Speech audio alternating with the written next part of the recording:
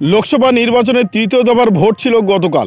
আর এই ভোটে তৃণমূল কংগ্রেস বলছে তারা বেশিরভাগ আসনেই জিতবে। অর্থাৎ গতকাল যে 4টি আসনে পশ্চিমবঙ্গে ভোট হয়েছে, এই 4টি আসনেই জিততে চলেছে বলেই দাবি করেছে তৃণমূল কংগ্রেস। আর কি বলেছে সব বিস্তারিত জানাবো। আপনারা দেখছেন top Barasat news YouTube channel.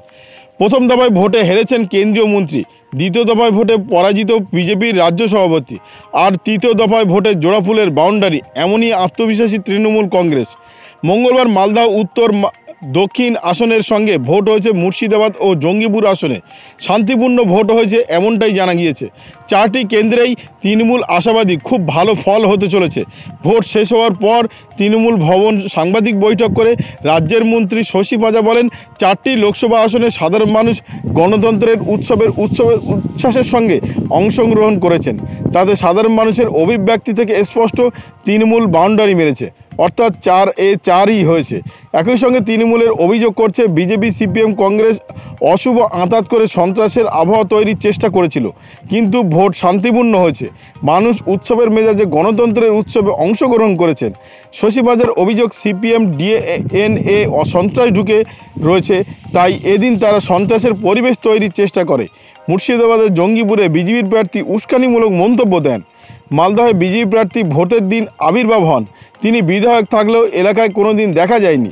এখনও পর্যন্ত বাংলায় 10টি আসনে নির্বাচন হয়েছে, তাতে তৃণমূলের প্রত্যয়ী সুর 10-এ খুব ভালো ফল হতে চলেছে। শশী পাজা আরও বলেছেন, বিজেপির বর্তমান সভাপতি হারছেন, বিজেপির প্রাক্তন সভাপতিও হারবেন পরের দফায়। কাহানি আভি বাকি হ্যায়।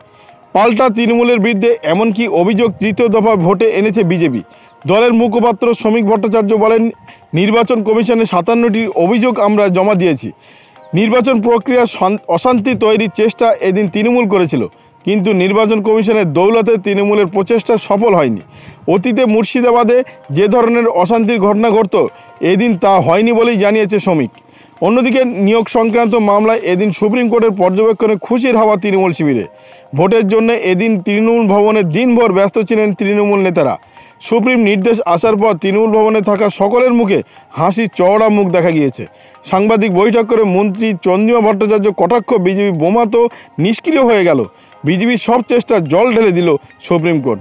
বাংলাকে কলুষিত করার চেষ্টা করেছিল বিজেপি, কিন্তু সুপ্রিম আদেশ বিজেপির অনেকটাই মুখ পুড়ল বলে মনে করছেন মন্ত্রী। তৃতীয় দফা ভোটে ইতিমধ্যে হারছেন বেশ কয়েকজন, এমনটা দাবি করেছে তৃণমূল কংগ্রেস। তিনি দাবি করেছেন, গত ভোটে অর্থাৎ দ্বিতীয় দফা ভোটে বিজেপি সভাপতি তিনি হারছেন, প্রথম দফার ভোটে একজন মন্ত্রী হারছেন, আর তৃতীয় দফা ভোটে 4-4ই হচ্ছে, এবং চতুর্থ দফার ভোটে প্রাক্তন বিজেপি সভাপতি দিলীপ ঘোষ তিনিও হারবেন বলে দাবি করেছেন এই বিজেপির মন্ত্রী শশী পাজা। 4টি কেন্দ্রে তৃণমূল আশাবাদী খুব ভালো ফল হতে চলেছে। ভোট শেষ হওয়ার পর তৃণমূল ভবনে সাংবাদিক বৈঠক করে এমনটাই দাবি করেছেন মন্ত্রী শশী পাজা। বিজেপি সিপিএম কংগ্রেস অশুভ আঁতাত সন্ত্রাসের আবহাওয়া তৈরি করার চেষ্টা করছিল বলেই অভিযোগ করেছেন শশী পাজা, কিন্তু ভোট সম্পূর্ণরূপে শান্তিপূর্ণভাবে হয়েছে।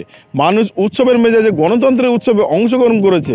এটি তাদের আবির্ভাব, অর্থাৎ তৃণমূল কংগ্রেস 10-এর ভালো ফল করতে পারে বলেই আশাবাদী মন্ত্রী শশী পাজা। আপনার কোনো প্রকারের উপকারে লেগে থাকে অবশ্যই লাইক, কমেন্ট, শেয়ার করবেন। সেই সঙ্গে চ্যানেলটি সাবস্ক্রাইব করার অনুরোধ রইল। সবাই ভালো থাকবেন, সুস্থ থাকবেন।